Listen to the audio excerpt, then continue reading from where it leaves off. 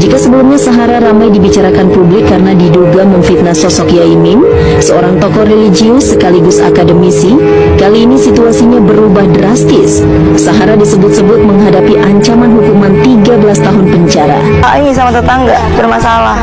Oke. Karena saya diserang kehormatan saya oleh Pak Muslimin dan dikeluarkan dari universitas.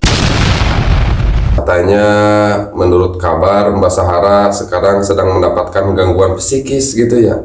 Emang kenapa harus mendapatkan gangguan psikis seperti itu ya? Daripada penasaran, kita simak saja di videonya ya. Silahkan. Besti, di video kali ini beta mau bahas kondisi terbaru Sahara yang sampai sekarang masih berjuang hadapi dua laporan sekaligus. Seperti biasa, beta sama bela siapa-siapa karena kedua belah pihak masih berhadapan di meja hijau. Tapi yang pasti Sahara ini masih terus jalani proses hukum atas laporannya soal dugaan pelecehan seksual. Dan Besti, kalian harus tahu ini, untuk memperkuat bukti, si Sahara ini bahkan jalani visum psikiatri buat ungkap dampak psikis yang dia alami. Tapi sayangnya di saat yang sama dia juga harus hadapi laporan balik dari Yai Mim soal pencemaran nama baik dan UU ITE. Tapi meski begitu, si Sahara ini tetap aktif di media sosial untuk terus bersuara dan cari dukungan publik buat perkaranya. Sekarang pertanyaannya, menurut kau langkah Sahara buat tetap bersuara di tengah tekanan ini langkah berani atau justru berisiko? Bahkan menurut kabar yang beredar di media sosial bahwa Mbak Sahara katanya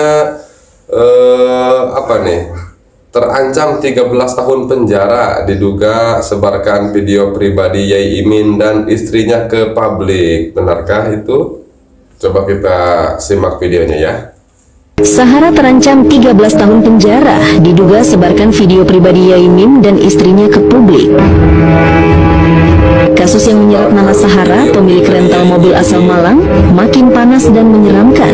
Jika sebelumnya Sahara ramai dibicarakan publik karena diduga memfitnah sosok Yai Mim, seorang tokoh religius sekaligus akademisi, kali ini situasinya berubah drastis.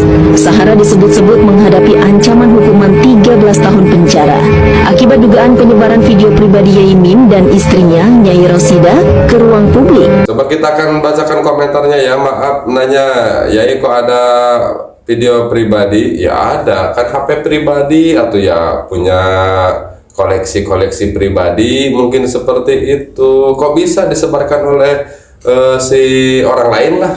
Kenapa bisa disebarkan oleh orang lain?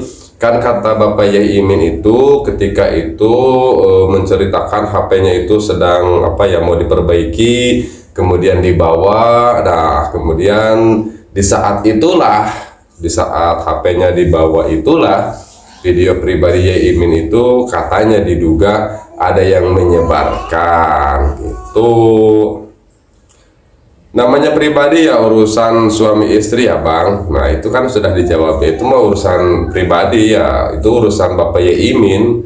Berarti ya tidak boleh ada yang mengetahui kecuali kalau Bapak Yai Imin sendiri yang yang mengizinkan. Kalau Bapak Yai Iminnya tidak mengizinkan atau ya tidak boleh gitu ya. Benar atau tidakkah bahwa Mbak Sahara ini terancam itu ya? Kita masih menunggu ya kabar terbarunya nanti ya. Apakah benar seperti itu ataukah ini hanya sebatas berita yang dibesar-besarkan saja begitu ya. Sama Sahara tuh sebelah mana sih? Pagar hitam kok. Oh udah deket itu ya berarti kayak. Yang Saharanya yang warna putih. Oh yang Yai Mim itu yang pagar hitam, terus Sahara yang putih. Oke. Nah mungkin masih tinggal di sini nggak sih Kak? Yai Mim. Ya Kak, soalnya kan aku udah nggak mau ngurusin hidup tetangga lagi, jadi ya udahlah seperti diri sendiri aja masih belum apalagi baca tetangga. Oke, tapi sempat ini nggak sih kemarin kan bener ribut-ribut tuh ya, Pak? Gimana mungkin di tetangga sekitar? Udah emang sering ribut apa gimana? Kayaknya kalau sering ribut sama mereka berdua aja deh, tapi kalau si dosen emang sering ribut dari dulu sejak pindah ke sini. Oh iya, jadi emang dari dulu tuh suka ini sama tetangga bermasalah. Oke. Kalau Saharanya berarti Mbak Sahara tuh baru pindah ke sini. Baru pindah kayaknya, aku juga orang tua sih. Katanya ngontrak bener nggak sih Mbak? Nah itu aku juga orang tua, soalnya kan anak dari rumah ini aku, jadi nggak terlalu perhatian banget. Waktu kemarin ribut-ribut mungkin kan sempet rame juga tuh Pak RT, Pak RW di sini. Oh iya, itu menengahin mereka. Menengahin ini ya Sahara sama Yai Mim ya. Oke. Namanya Pak RT siapa? Pak Prayogo. Pak Prayogo. Oke. Berarti Mbak kurang tahu ya kalau misalkan Yaimim masih di sana atau enggak? Apain coba pengacaranya Sahara malah ikut-ikutan melaporkan Yaimim dan juga istrinya. Pelapor adalah saya sendiri sebagai pribadi karena saya diserang kehormatan saya oleh Pak Muslimin. Jadi ceritanya hari ini nih si Zaki Chong pengacaranya Sahara kembali mendatangi Mapolresta Kota Malang. Kali ini dia datang bukan untuk mendampingi kliennya si Sahara melainkan untuk melaporkan Yaimim dan juga istrinya atas kasus penyerangan kehormatan kepada dirinya yang diduga dilakukan oleh Yaimim dan juga istrinya. Pelapor adalah saya sendiri sebagai pribadi karena saya diserang kehormatan saya oleh Pak Muslimin terhadap pribadi saya. Jadi saya sendiri yang melaporkan ya sebagai pengacara ya sebagai pribadi terhadap saudara Muslim. Jujur gue agak bingung ya. Coba buat kalian yang ngikutin kasus ini nih dari awal, kalian tahu nggak emangnya Yaimim dan istrinya ini ngelakuin apa sama dia? Sampai-sampai pengacaranya si Sahara ini merasa kalau kehormatannya itu diserang oleh Yaimim dan juga istrinya. Selain itu, si Zaki Chong ini juga melaporkan Yaimim dan juga istrinya dengan tuduhan pornografi. Loh, gimana sih maksudnya? Hari ini kita datang dengan dua laporan. Pertama laporan berkaitan dengan pornografi, lain dari Mbak Sarah ya, laporan baru dengan orang baru. Laporan baru. Maksud gue tuh gini loh, dia itu kan pengacaranya Sahara ya. Seharusnya dia itu fokus aja mendampingi kliennya. Udah bela aja klien lu, jangan malah ikut-ikutan melaporkan lawan dari klien lu. Jatuhnya tuh jadi kayak lucu sekaligus juga maksa. Sehingga publik menangkap kesan kalau kubunya Sahara dan juga pengacaranya ini kayak orang panik, seperti orang yang sudah terpojok nggak tahu harus ngapain, jadi melakukan tindakan-tindakan yang kesannya tuh kayak maksa, kesannya kayak kita laporin balik, kita laporin lagi kayak gitu. Sementara itu informasi terbaru yang gue dapat, Sahara katanya sekarang psikisnya lagi terguncang guys. Gue nggak tahu alasan kenapa psikisnya Sahara saat ini terguncang, apa karena pelecehannya atau karena saat ini posisinya sudah tersudutkan. Bener juga ya, kenapa harus ikut-ikutan melapor juga ya? Kenapa harus ikut-ikutan jadi pelapor gitu ya? Udah padahal fokus aja jadi pengacara. Suhara itu kan udah kelewatan banget kan Pak. Nah itu bisa di DO atau nggak dari kampus kita Pak? Oh, Suhara. Iya Bapak. Ya sih, sebenarnya Suhara itu kalau dia seperti itu, ya kalau memang nanti sudah masuk ke ranah hukum dan sudah diputuskan dia bersalah, dia udah melanggar kode etik. Kode etik itu kalau nggak salah di butir KG kalau nggak salah ya, bahwa dia udah melakukan tindakan kriminal atau kekerasan, ya yang jelas salah satunya dikeluarkan dari universitas. Jadi mungkin nanti lihat dulu perkembangannya ya. Kalau memang terbukti benar-benar melanggar hukum seperti itu, ada kemungkinan bisa berpotensi di DO. Jadi ya ditunggu saja nanti ya, ditunggu saja nanti apakah pihak si Mbak tersebut dalam pihak yang benar ataukah si Mbak tersebut memang benar-benar terbukti bersalah. Justru dia yang mengajak saya cabut. Kamu berani bilang demi Allah? Demi Allah. Wallahi. Wallahi. Kamu berani mati hari ini juga kan? Mati berani. Dia yang kata Bapak Yaimim. Ini ketika istri haji. Gak selera. Ngentot aja kau pikiran. Saya tidak Ayo kita buktikan. Ada saksinya. Ada CCTV-nya. Mana?